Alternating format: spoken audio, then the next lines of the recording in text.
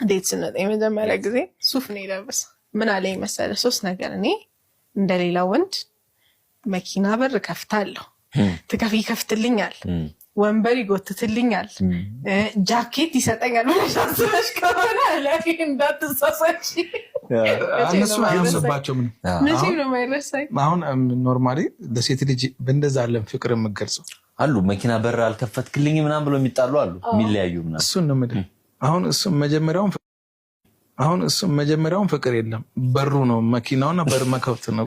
ሪስፔክት የመሰላት ክብር የመሰላት። እሺ አሁን እኔ ጃኬት ለእሷ አውጥቼ የምሰጠው እኔ በብርድ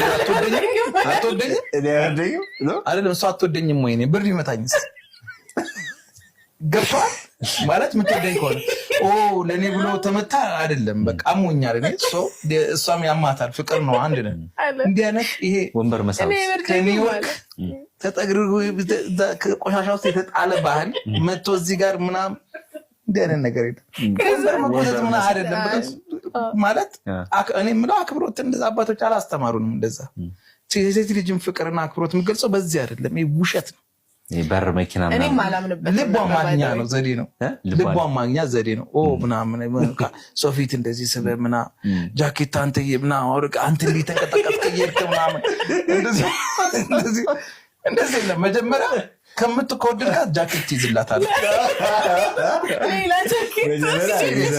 ካሰብክላት ደግሞ ፍቅር ጭንቅላት ልብ ውስጥ ስለሆነ የኔ ቆንጆ በቪዲዮ ስለሆነ ቀዝቀዝ ስለሚል እንዳትረሽሽ ጃኬት ማሰብ ይሄ ነው ለሰው።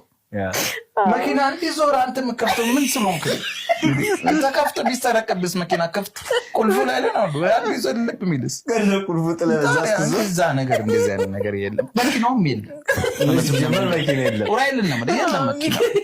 ሰው እንዲህ አይነት ነገር ኢትዮጵያ ውስጥ ተሰግስጎ ነው እንደዚህ አልባሌውን ነው ማለት ነው። ገባህ? ስለ አባቶቻችን ትክክል ስለነበሩ ቀርጸውልን ሄደዋል። በግድ ባህል የሌለው አገር ሄደ የሌለውን ባህል ወደዚህ በጣም ኮንክሪት ሆነ ባህል ውስጥ አትጎትተው